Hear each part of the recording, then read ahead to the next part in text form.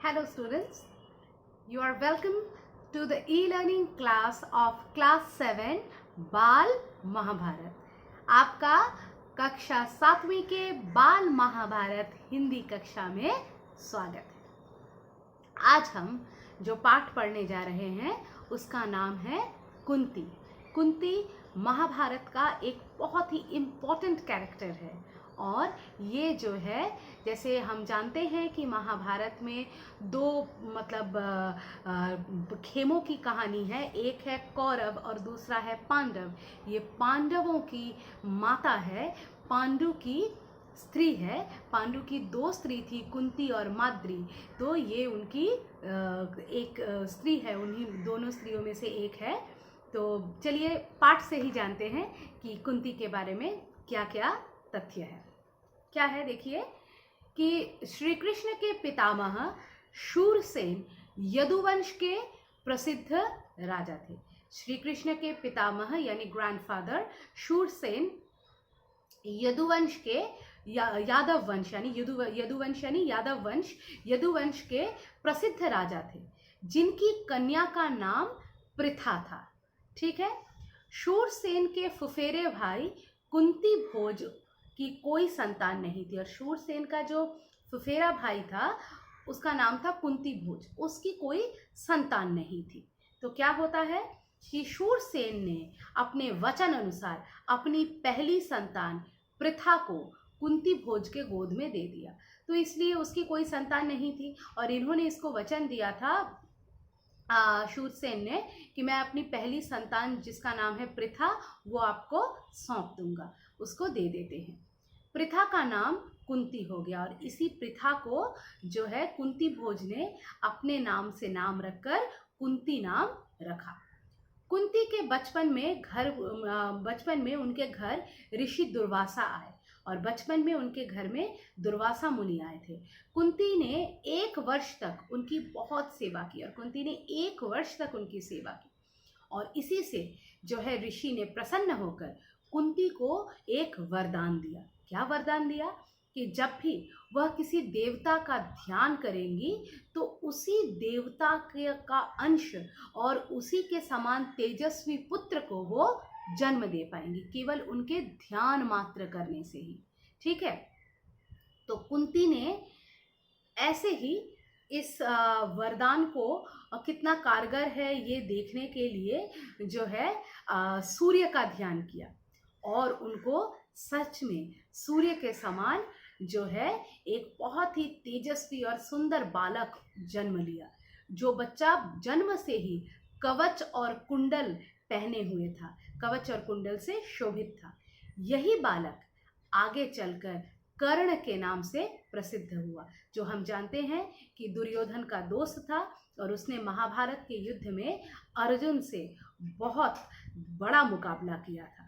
ठीक है। तो उसके बाद क्या होता है कि कुंती ने लोक निंदा के भय से बच्चे को एक पेटी में बंद करके उसे गंगा की धारा में बहा दिया। अब कुंती तो अविवाहित थी, उसने केवल ऋषि दुर्वासा द्वारा दिए गए वरदान को एक ट्रायल देने के लिए, एक टेस्ट देने के लिए जो है सूर्य देवता का ध्यान किया था और वो गर्भवती हो गई।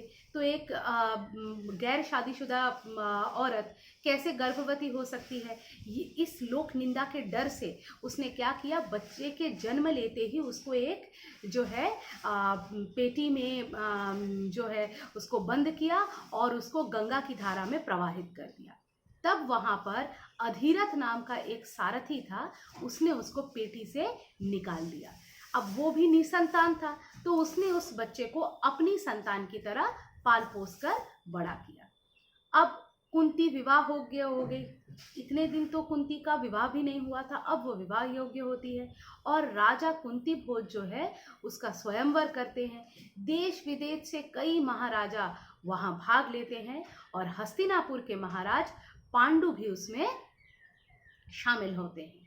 फिर क्या होता है कि कुंती जो है हस्तिनापुर के राजा पांडु को ही पसंद करती है और उन्हीं के गले में वरमाला डालती है।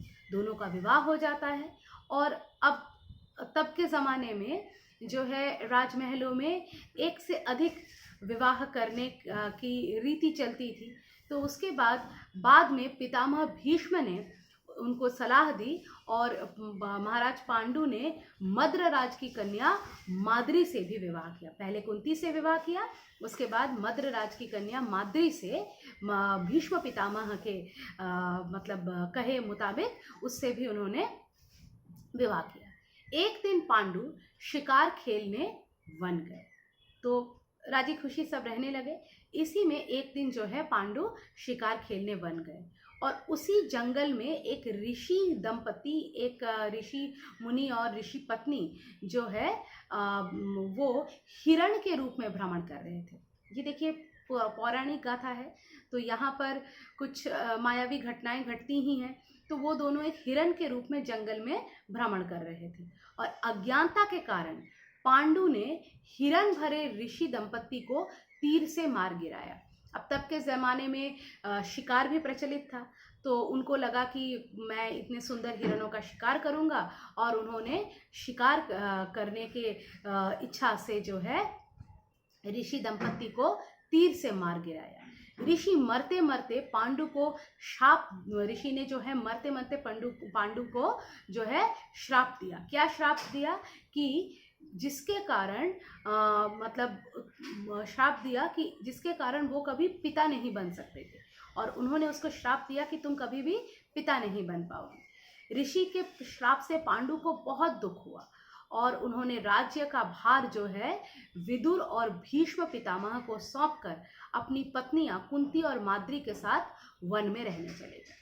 उनकी तब कोई भी संतान नहीं थी, उनका नया नया विवाह हुआ था और इसी में उनको इतना बड़ा श्राप दे दिया, तो उन्हें बहुत दुख हुआ।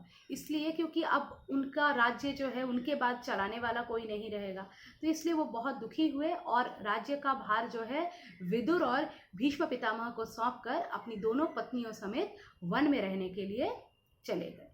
अब कुंती ने देखा कि महाराज को जो है संतान की चाह है, लेकिन उनके पास उनके श्राप के कारण ऐसा नहीं हो सकता है, तो तब उन्होंने पांडु को अपने दुर्वासा मुनि द्वारा दिए गए वरदान के बारे में बताया। फिर क्या हुआ कि कुंती और माद्री ने देवताओं का ध्यान कर 5 पांडवों को जन्म दिया। उसके बाद कुंती और माद्री ने जो है देवताओं का ध्यान करके 5 पांडव पुत्रों को जन्म दिया। एक दिन वसंत ऋतु में पांडु माद्री के साथ वन विहार का आनंद ले रहे थे। तो एक दिन अपनी पत्नी माद्री के साथ पांडु जो है वन में विहार कर रहे थे, वसंत ऋतु है, ठीक है। तभी उस श्राप का असर हुआ और पांडु की तुरंत मृत्यु हो गई, क्योंकि उन्होंने उसको ये भी श्राप दिया था कि जब भी तुम अपनी पत्नी के साथ रहोगे और तो फिर ये संयोग सुख जो है तुमको कभी नसीब नहीं होगा। तो इस प्रकार उनकी मृत्यु हो जाती है। माद्री ने सोचा कि उनके पति की मृत्यु का कारण वह खुद है, इसलिए वो पांडु के साथ सती हो गई। उसने अपने आप को जो है पांडु की मृत्यु के लिए दोषी ठहराया और वो पांडु की चिता में सती हो गई। इस घटना से कुंती और पांडवों को बहुत गहरा सदमा पहुंचा और बहुत समझाने के बाद जो है ऋषियों ने उनको बहुत समझाया। फिर वे लोग भीष्म पितामह के शरण में हस्तिनापुर अपने राज्य वापस आ गए और उस समय युधिष्ठिर की उम्र 16 वर्ष थी। जो सबसे ज्येष्ठ पुत्र था पांडवों में, जिसका नाम था युधिष्ठिर, उसकी उम्र तब 16 वर्ष थी। सत्यवती ने अपने पति की मृत्यु की खबर सुनी तो वह दुखी हुई और अपने दोनों पुत्र वधुओं के साथ वन चली गई। अब सत्यवती को जब पता चला कि पांडु की मौत हो गई है तो वो बहुत दुखी हुई और अपने पुत्र वधुओं के साथ जो है वो वन में चली गई और बाद में जो है उनकी भी मृत्यु हो गई। ठीक है, आज के पाठ में इतना ही। अगले पाठ में हम महाभारत के अगले चैप्टर्स को पढ़ेंगे। धन्यवाद।